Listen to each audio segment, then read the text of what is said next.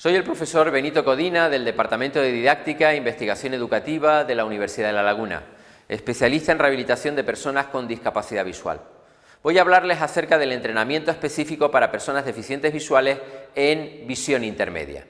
Cuando hablamos de visión intermedia nos estamos refiriendo a tareas tales como la escritura, la costura u otro tipo de labores, la cocina, el arreglo personal, la comida, el bricolaje, el uso de juegos de mesas tales como las cartas, el dominó, el uso del teléfono y en general todas aquellas distancias que requieran 60 centímetros o algo menos. Para el desarrollo, para la implementación de esas tareas de visión intermedia habrá que desarrollar algunas habilidades visuales básicas que tienen como común el requerir el uso de las manos, por lo tanto la coordinación óculo-manual, así como destrezas manipulativas esencialmente de psicomotricidad fina. La escritura es un claro ejemplo de esas tareas de distancia intermedia y como elemento representativo lo vamos a utilizar a lo largo de esta exposición. La fijación es la primera de las habilidades visuales. Requiere el mantenimiento del punto de visión más nítido y desplazarlo por la línea mientras se escribe. Para ello podemos utilizar actividades de escritura enlazada que nos van a permitir mantener esa fijación, empezando por el empleo de letras grandes y sin ayuda óptica para luego ir reduciendo el tamaño de esas letras e ir incorporando paulatinamente la ayuda óptica prescrita. La segunda de las habilidades visuales es la de la localización. Nos va a ser necesaria para saber el lugar donde se debe empezar la escritura. Por ello se pueden trabajar aspectos de localización de la punta del bolígrafo, empezando por la parte superior izquierda de la superficie donde se vaya a escribir, localizando luego distintos puntos a lo largo de esa superficie o distintos párrafos en los que debamos empezar nuestra escritura, así como el empleo de superficies específicas de trabajo, lugares donde se deba firmar, colocar algún dato personal o bien simplemente una fecha. La distancia focal es otra habilidad que hay que trabajar. Se trata de la distancia exacta para ver con claridad a través de la ayuda óptica. Hay que mantenerla durante el tiempo que dura la escritura u otra actividad de visión intermedia porque si no, de lo contrario, se produce borrosidad y por lo tanto confusión, dificultad para localizar, por ejemplo, la punta del bolígrafo. Una nueva habilidad es la del seguimiento. El seguimiento va a ser necesario para seguir el bolígrafo a lo largo de toda una línea, manteniendo la distancia focal a lo largo de dicha línea y encontrar un nuevo renglón para empezar a escribir. Suele tener complicaciones porque el bolígrafo debe situarse dentro de un espacio que supone nuestro campo visual reducido por el aumento de la ayuda. De ahí la importancia de trabajar la coordinación del ojo con la mano, la coordinación viso-manual.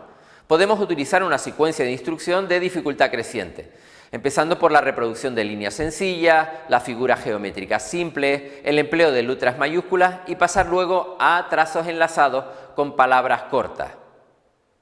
Las ayudas ópticas que se suelen emplear para la distancia intermedia no suelen ser específicas, sobre todo en el caso de la escritura.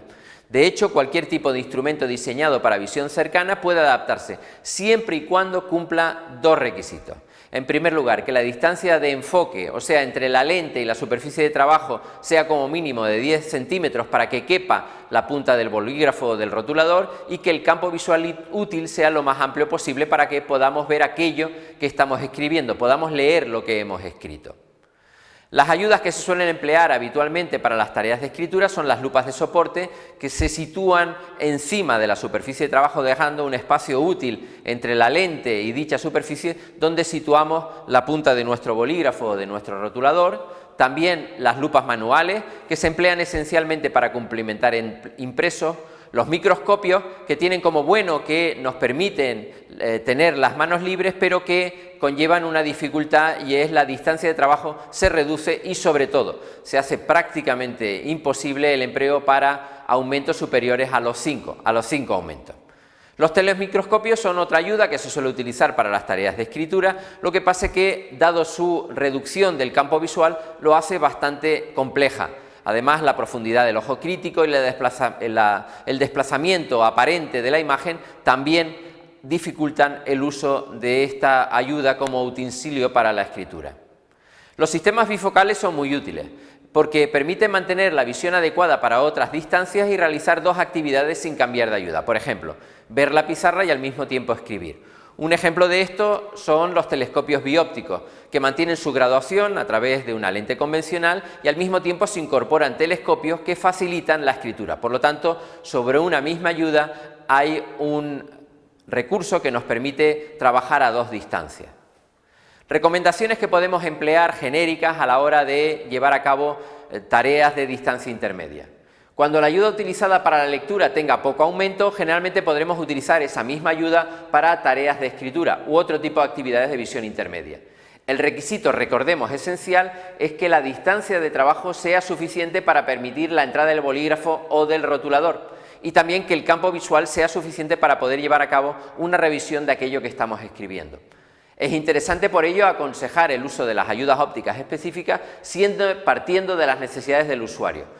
Para eso hay que saber si la escritura que va a llevar a cabo es escasa o va a ser, por el contrario, bastante prolongada, o si utiliza otros sistemas como pudiera ser el ordenador como herramienta de lectoescritura.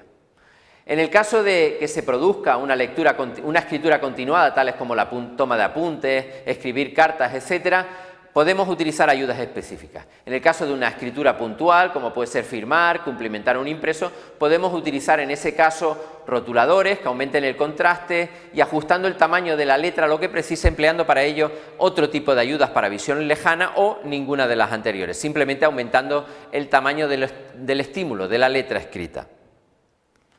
Es esencial también tener presente que la adaptación de medios ergonómicos nos puede facilitar las tareas tanto de escritura como de actividades intermedias. Por ejemplo, el caso de la iluminación.